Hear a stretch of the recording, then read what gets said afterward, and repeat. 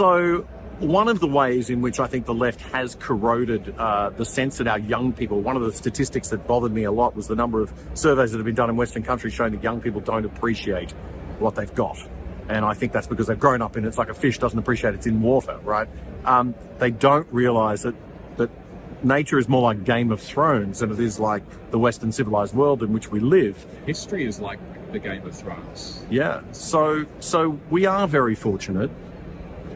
The corrosion of the historical story of Australia, in a short version, I mean, I know you've done an excellent podcast on this recently that people can search up with John Anderson, but just in summary for other side viewers, how would you put that in a nutshell, the way that we've been taught this idea that we should be ashamed of our past? Well, what we've been taught in a nutshell is that Europeans came over here with nothing other than an intention to make money and kill any Indigenous Australians who got in the way of that without any concern for their well-being whatsoever, and that nothing that the Europeans or colonisation has wrought Aboriginal Australians any good whatsoever, and that Aboriginal Australians would have been better off if we'd never come to begin with. And as a result of that, we should basically spend the rest of Australian history saying sorry and giving away land, giving away money to make atonement for everything. That's what they're taught in a nutshell. And over the long period of history, the overwhelming majority of Aboriginal Australians today are actually living much better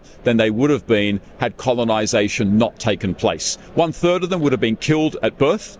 Almost certainly. The elderly, many of them would have just been killed.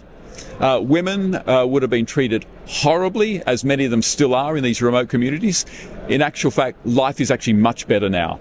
And that's assuming that nobody else came to colonise and that there wasn't a World War I or II. Well, as the great Nigel Biggar, Lord Biggar said, if the Maoris had come here before and taken over before the British, they would have killed killed most of the Aboriginal people here and enslaved the rest. That's what they would have done.